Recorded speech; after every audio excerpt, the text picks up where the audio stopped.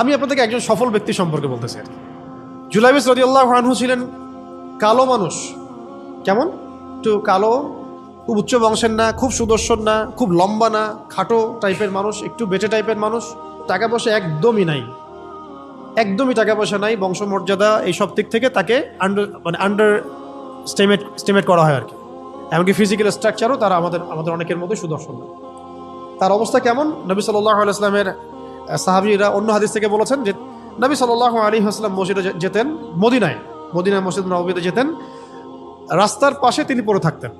ধরেন আমরা মসজিদে হেঁটে আসতেছি, রাস্তার পাশে একজন বসে আছেন, গায়ের জামা কাপড় খুব একটা উন্নত না, ছেঁড়া, তাসবিহ নিয়ে জিকির করতেছেন। আপনি কি খুব ফোকাস করবেন তার দিকে? করবেন না কিন্তু।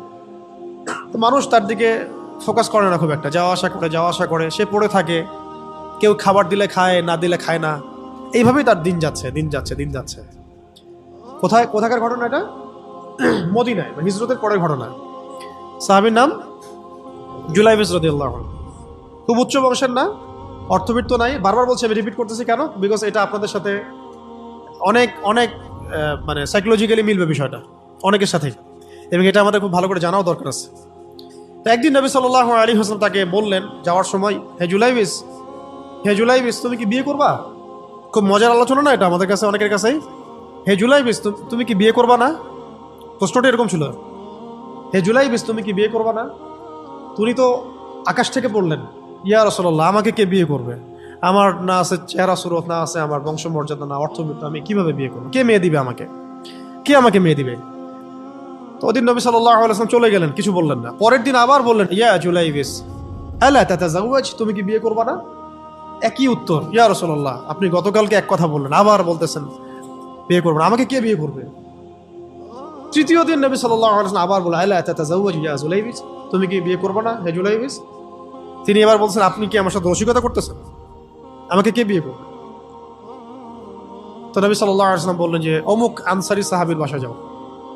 অমুক আনসারী সাহাবীর বাসায়, আনসারী সাহাবী কারা? যারা মুহাজির সাহাবীদেরকে আশ্রয় দিয়েছেন। অমুক আনসারী সাহাবীর বাসায় যাও, সেখানে একজন বিবাহযোগ্য নারী আছে, মেয়ে আছে, তাকে গিয়ে বলো যে আমি রাসূল সাল্লাল্লাহু আলাইহি ওয়াসাল্লামের পক্ষ থেকে আমার বিয়ের প্রস্তাব নিয়ে আসছি।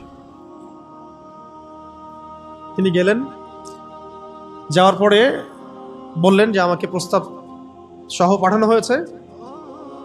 মেয়ের বাবা আর মায়ের রিয়াকশন ছিল অনেকটা সাধারণত যা হয় তেমন আর কি।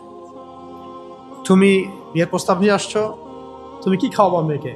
কোথায় রাখবা? তোমার তো নিজের কোনো থাকার জায়গা নাই। প্রশ্নর কিন্তু যুক্তি কি? আমি মেয়ের তো বাবা, আমিও তো এই প্রশ্নই করবো নাকি? প্রশ্ন করবেন না? আপনার মেয়ে থাকলে এভাবে প্রশ্ন করবেন তো আপনি। তো তারাও সেই প্রশ্ন করলেন, এমনকি এক পর্যায়ে রিফিউজ করে দেওয়া হলো, না এটা পসিবল হবে না। এই কথাগুলো, কনভারসেশনগুলো ভিতর থেকে শুনছিলেন সেই মেয়ে নিজেই, আনসারী সাহাবী, মদিনার আনসারী মেয়েরা কিন্তু অনেক সুদর্শন তৎকালীন সময়কার ছিল, উচ্চ বংশের, সুদর্শন, খুবই এলেমওয়ালা হতেন তারা, হিপস ক্ষমতা খুব থাকতো, খুবই জজবাওয়ালা, মানে জিহাদের মাঠে একদম যুদ্ধও করেছেন তারা, একদম নবী সাল্লাল্লাহু আলাইহি ওয়াসাল্লামের আশেপাশে ছিলেন। উহুদের সময় একজন আনসারী সাহাবী ছিলেন, মহিলা সাহাবী, উম্মে আমারা তীর ছুঁড়েছেন নবী সাল্লাল্লাহু আলাইহি ওয়াসাল্লামের পাশে। তো ওনারা কিন্তু খুবই গায়রতওয়ালা মানুষ। তিনি বলছেন, হে আমার বাবা মা, এই প্রস্তাব কে পাঠিয়েছে? নবী সাল্লাল্লাহু আলাইহি ওয়াসাল্লাম। যে প্রস্তাব রাসূল পাঠিয়েছেন সেটাকে কিভাবে তোমরা ডিনাই করো? আমি জুলাইবিসকে বিয়ে করবো ইনশাআল্লাহ। কে বলছেন এটা? আপনি পুরা সিস্টেম খুঁজে এরকম একটা আনসারী সাহাবীর মতো মেয়ে আমাকে দিতে পারবেন? ইল্লা মাশাআল্লাহ, হইতে পারে ইল্লা মাশাআল্লাহ। তো ওই মেয়ে, নারী সাহাবী, তিনি রাজি হলেন। এবার শোনেন, এবার বিয়েও হলো, মাশাআল্লাহ, বাসর হলো, এবং সকালবেলা আওয়াজ হচ্ছে, মদিনার চারপাশে এলান হচ্ছে যে হে মুসলিমরা সবাই বের হও, ইহুদিদের সাথে যুদ্ধে আমাদেরকে খায়বারে যেতে হবে। আমাদেরকে খায়বার আক্রমণ করতে হবে। নবী সাল্লাল্লাহু আলাইহি ওয়াসাল্লাম তোমাদেরকে আদেশ করেছেন। এটা কিন্তু হুদাইবিয়া সন্ধির পরের ঘটনা। আর ইহুদিদের সাথে আমাদের বেশ কয়েকটা যুদ্ধ হয়েছে, বনু কুরাইজার সাথে, বনু কাইনুকার সাথে, বনু নাজিরের সাথে, এবং ফাইনালি খায়বারে এদের সাথে। তো জুলাইবিস রাদিয়াল্লাহু আনহু বের হয়ে গেলেন যুদ্ধের জন্য, এবং খায়বারে যুদ্ধ হলো, খায়বার অবরোধ করা হলো, এবং খায়বার যুদ্ধের বিশাল হিস্ট্রি আছে, আপনারা পড়ে নিয়েন, লম্বা কথা। খায়বার দুর্গ জয় হয়, এবং এই দুর্গ পুরো জয় করতে, সবগুলো দুর্গ জয় করতে মোট 12 থেকে 16 জন মুসলিম সাহাবি শহীদ হন। 12 থেকে 16 জন বা 18 জনের মতো আর কি, এই ফিগার, এইটুকুর মতো 12 থেকে 16 বা 18, এতটুকু এত কম সংখ্যক সাহাবি শহীদ হয়েছেন খায়বার যুদ্ধ জয়ে। আর ইহুদিদের তো বহু ইহুদি মারা গেছে। এবং খায়বার বিজয়ের পরে মুসলিমদের আর্থসামাজিক যে অবস্থান, মানে টাকা পয়সা, ল্যান্ড, গনিমতের মাল প্রচুর বেড়ে গেছে। এখন নবী করিম সাল্লাল্লাহু আলাইহি ওয়াসাল্লাম শহীদদের লাশ তালাশ করছেন, কোথায় কোথায় শহীদরা আছে, তাদের মানে কবরস্থ করার প্রসেসিং হবে। উহুদ যুদ্ধেও তো হয়েছে না, ওই রকমই প্রত্যেকটা যুদ্ধেই তো এটা হতো। তো লাশগুলো তালাশ করতে করতে করতে করতে করতে একটা কর্নারে গিয়ে তিনি দেখলেন সেখানে জুলাইবিস রাদিয়াল্লাহু আনহুর লাশ পড়ে আছে। কার? জুলাইবিস রাদিয়াল্লাহু আনহুর লাশ পড়ে আছে, যার ব্যাপারে আমি গল্পটা বলছি আর কি। এবং তার গায়ে অসংখ্য তরবারের দাগ, ক্ষতবিক্ষত অবস্থা, এবং তার আশেপাশে মোট 1 2 3 4 5 6 7 8 9 জন ইহুদির লাশ পড়ে আছে। ছোট সাহাবি, বলেছি আকৃতিতে ছোট, খুব উঁচু বংশের না, অর্থ সম্পদ কম, দেখতে সুন্দর না, গতকাল বিয়ে করেছেন, কেউ তাকে বিয়ে দিতে যাচ্ছিল না। তার এক পাশে কয়জন ইহুদির লাশ? তার পাশে আবার 9 জন ইহুদির লাশ পড়ে আছে, মাঝখানে তার লাশ ক্ষতবিক্ষত অবস্থায়। এই অংশটুকু আপনারা পড়ে নিয়েন, পড়লে আরো ভালো ফিল করবেন, একা একা পড়লে আরো ভালো ফিল করবেন। নবী সাল্লাল্লাহু আলাইহি ওয়াসাল্লাম নিজে তার কাছে গেলেন। হাদিসের মধ্যে আসছে, সিরাতের কিতাবের মধ্যে আসছে, নবী সাল্লাল্লাহু আলাইহি ওয়াসাল্লাম নিজে তার কাছে গেলেন। যাওয়ার পরে তার যে মাথা, সেই মাথার পাশে নবী সাল্লাল্লাহু আলাইহি ওয়াসাল্লাম বসলেন। বসার পরে নিজের হাতে জুলাইবিস রাদিয়াল্লাহু আনহুর চেহারা থেকে এরকম করে ধুলাবালিগুলো সরান নবী সাল্লাল্লাহু আলাইহি ওয়াসাল্লাম। তার গা থেকে রক্তগুলো আমাদের নবী সাল্লাল্লাহু আলাইহি ওয়াসাল্লাম মুছলেন, আদর করলেন। চুলগুলো ঝাড়লেন। দৃশ্যটা চিন্তা করেন, তার চুলগুলো তিনি ঝাড়তেছেন, চেহারা থেকে রক্তগুলো মুছতেছেন। কে? নবী সাল্লাল্লাহু আলাইহি ওয়াসাল্লাম। তার চেহারা ধুলাবালিগুলো মুছতেছেন। নিজের এই পায়ের মধ্যে, উরুর মধ্যে তার মাথাটাকে নিয়ে এসে রাখলেন নবী সাল্লাল্লাহু আলাইহি ওয়াসাল্লাম। রাখার পর এইভাবে আদর করতেছেন। আর এরপর উপরের দিকে তাকালেন, তার জন্য তো দোয়া করলেন, উপরের দিকে তাকালেন, তাকে চোখ নামায় নিলেন। সাহাবায়ে কেরাম তো আশেপাশে আছেন অনেকেই, বললেন যে ইয়া রাসূলুল্লাহ, আপনি এমনটা কেন করলেন, চোখ নামায় নিলেন কেন? তখন তিনি বললেন যে আমি দেখলাম যে জান্নাতের হুরদের মধ্যে অসংখ্য হুর ছুটে আসতেছে, কে জুলাইবিসকে আগে বরণ করবে তার জন্য। তিনি নিজে কাঁদলেন, জুলাইবিসের জন্য নিজে কাঁদলেন, নিজের হাতে তাকে এইভাবে উঠালেন। তিনি ছোট মানুষ ছিলেন। এরপর 2 হাত দিয়ে তাকে উঠালেন, উঠায় নিজের হাতে তাকে দাফন করলেন। দাফন করার পর তিনি বললেন, ইয়া জুলাইবিস, হে জুলাইবিস, আনতা মিন্নি ওয়া আনা মিনক, তুমি আমার অংশ, আমি তোমার। হে জুলাইবিস, তুমি আমার, আমি তোমার। হে জুলাইবিস, তুমি আমার, আমি তোমার। এই কথাটা বললেন কে? নবী সাল্লাল্লাহু আলাইহি ওয়াসাল্লাম।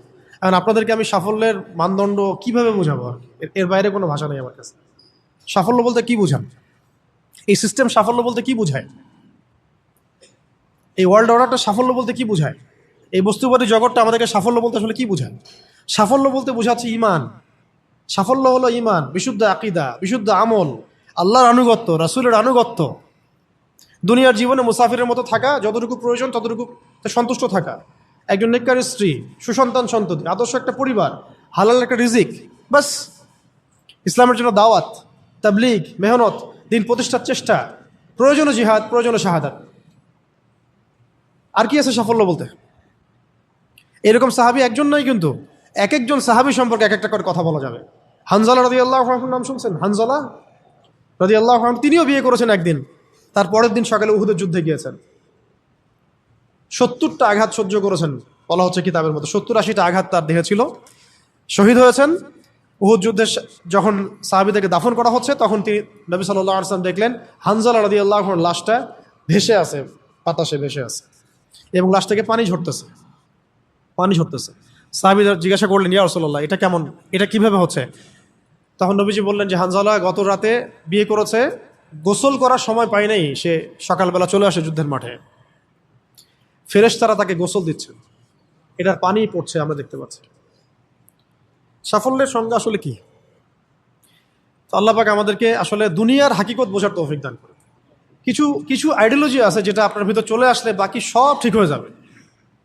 আর এগুলোর যদি ভিতরে ঠিক মতো না বলবৎ হয়, আপনাকে আমি ডালপালার ক্রাইসিস সমাধান, ওয়ার্ল্ড অ্যাফেয়ার্স, ইকোনমি এইসব বুঝে দিনের দিকে হেদায়েত দিতে পারবো না আমরা। আসলে কিছু বিষয় ভিতর থেকে আসতে হবে, যে আগে আপনাকে হাকিকত বুঝতে হবে আসলেই দুনিয়া কি, আখেরাত কি, গন্তব্য কোথায়, কোত্থেকে আসছি, কোথায় যাব, কোত্থেকে আসছি, আমরা যাব কোথায়, কোত্থেকে আসছি, যাব কোথায়, মাঝখানের সময় আমার কাজ কি, কে আমার নবী, কি আমার দিন, আমার দিনের মৌলিক বিষয়গুলো কি, দিনের এলেম কি, আমল সালেহ কি, দিন প্রতিষ্ঠার মেহনত কাকে বলে, কি কি করলে আল্লাহ পাক আমাকে কালকে আমাদের মাঠে নবীদের, শহীদদের, সিদ্দিকদের সাথে হাসর করাবেন।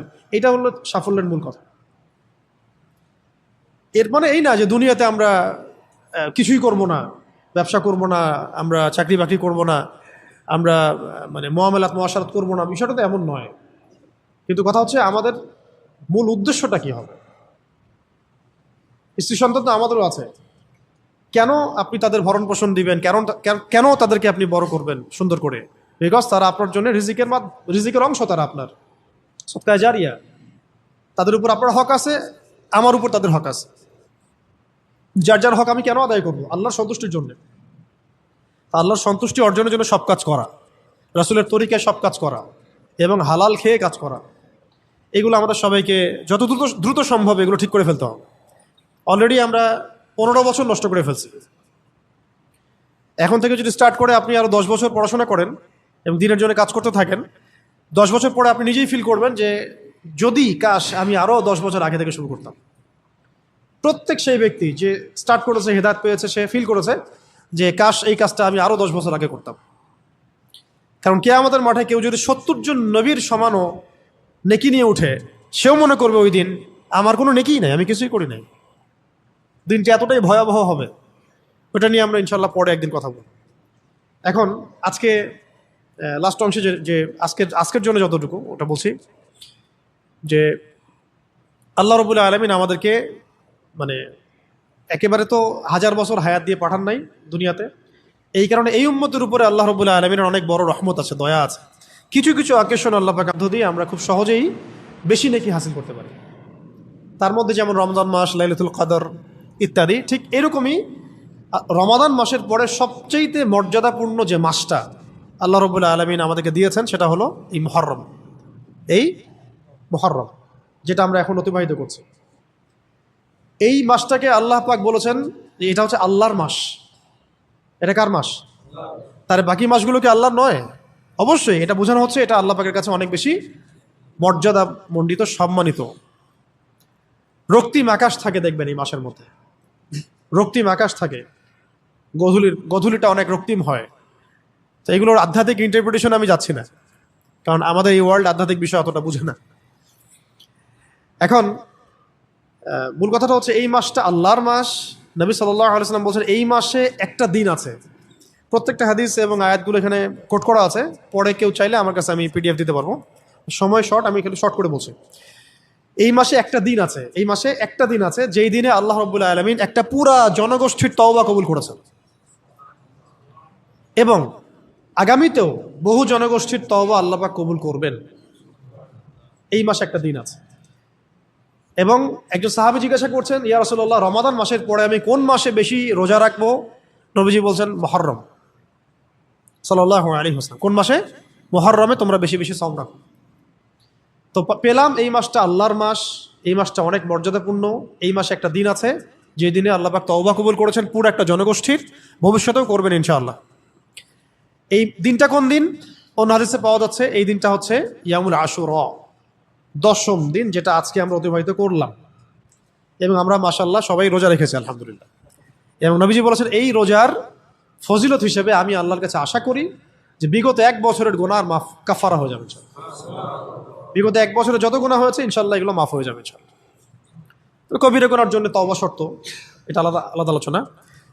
তাহলে এই মাসে আমরা এখন পর্যন্ত যারা রোজা রাখি নাই আরও রোজা রাখবো। যারা আশুরা রেখেছি তো মাশাআল্লাহ হয়ে গেছে। আর যারা 2টা রাখতে চান, 9-10 রেখেছেন মাশাআল্লাহ। যদি না রেখে থাকেন তাহলে কালকে রাখবেন ইনশাল্লাহ, তাহলে 10-11 হয়ে যাবে। তো চেষ্টা করবো এই মাসে বেশি বেশি রোজা রাখা, ঠিক আছে ইনশাল্লাহ। আরেকটা কাজ হলো এই মাসে বেশি বেশি তওবা করা, বেশি বেশি তওবা করা। আমার কিন্তু উদ্দেশ্য ফজিলত বলা নয়, আমার একটা উদ্দেশ্য আছে এই মাসটা নিয়ে কথা বলার। আজকে ওই ওই অংশটুকু বলে আজকে শেষ করবো ইনশাল্লাহ, একটু ধৈর্য ধরেন। তো সাহাবায়ে কেরাম তাদের ছোট ছোট বাচ্চাদেরকে পর্যন্ত এই মাসে রোজা রাখা